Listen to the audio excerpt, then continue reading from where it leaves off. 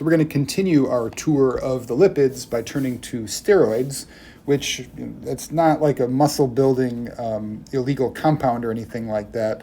That is one possible type of steroid, but it's actually a category of lots of different molecules that all have a characteristic arrangement of these rings. And so it's these 4 fused rings, 3 of which are 6-membered rings. So there's one like this that's called the A ring. Then there's a B ring right next door to that, again 6-membered ring.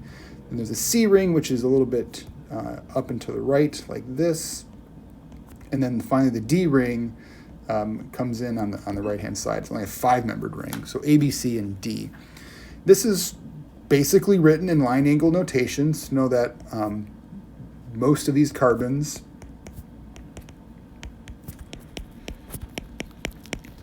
are actually tetrahedral as shown. So this kind of looks like a planar structure just the way I've drawn it, but actually realize each of these elbows and intersections here are actually tetrahedral carbons, and so this is not truly a flat plane. It kind of takes on a flattish structure when you look at the whole big molecule, but individually it's not planar. Those aren't trigonal planar. And the key thing is here, this can be modified. And that's what gives steroids their big big set of different roles in the cell, what they can do. And so one of the modifications we could do, or several modifications, we could build a big old tail off of the D ring right here. We can add some additional methyl groups. Remember, if we just see wedges or dashes like this, those are methyl groups, CH3 groups. And we could put one little lonely polar group down here off of the A ring there. This molecule is called cholesterol, and we're going to spend a lot more time when we get into the membranes part of this lecture talking a bit more about what cholesterol does. But for now, it's an essential constituent component of cell membranes. Notice that it's mostly nonpolar, so all of this stuff right here is nonpolar. But it does have one hydroxyl group here, which is polar.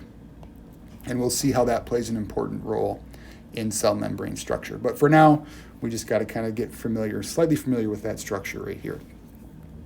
Instead of adding a large hydrocarbon tail like that, instead we could take that core steroid and add a lot more polar groups. And so notice we've got a lot of OHs and some other C double bond Os throughout here, down here as well. So this has many polar groups now. And that's important because this is a glucocorticoid. It's a blood-soluble hormone, so it needs to circulate within the blood, and this thing regulates metabolism. So many of you are familiar, hormones are chemical signals. This has to dissolve in the blood and travel around the bloodstream, and it certainly couldn't do that, for example, in this cholesterol form all by itself with all that nonpolar material. And so having a lot of these polar groups on this molecule allows it to be soluble in the blood.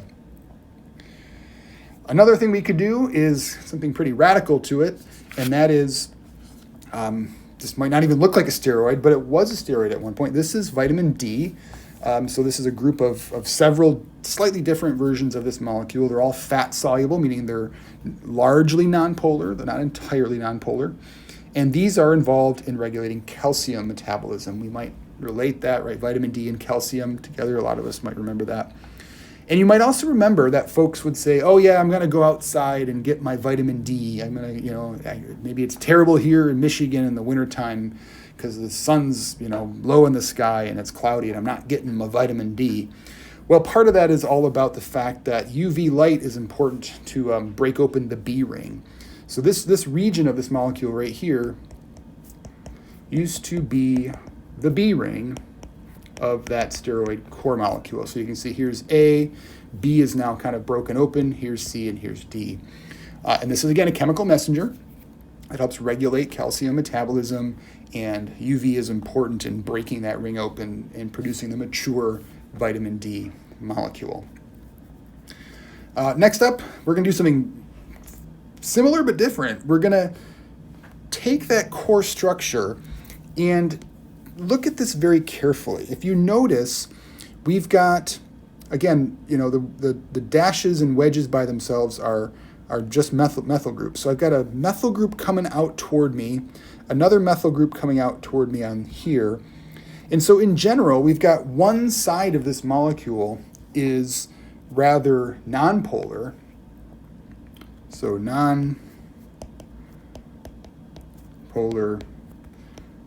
on one side, like the side kind of facing us because these methyl groups here are kind of pointing at us.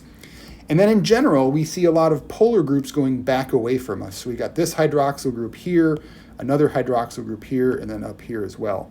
And so then it's also the polar on one side, nonpolar on the other. And that's actually pretty important because what a bile salt does is it helps us solubilize fats in our diet. And so you can imagine if you have a droplet of oil or fat that your body is trying to dissolve in your stomach and your intestines, in order to digest it, and we've got water around here. If you have this bile salt, so we're kind of saying that's our bile salt, you're going to have one side that's nonpolar that can interact with the oil, and you're going to have another side that's polar that can interact with the water. So as far as these steroids go, I don't want you to memorize every single one of them. That's not the point here. Identify that core structure, but just recognize that we can modify these things in different sorts of ways, and we can have very different properties, from things that are solubilizing fats to constituents of cell membranes to signaling molecules that are circulating in the blood.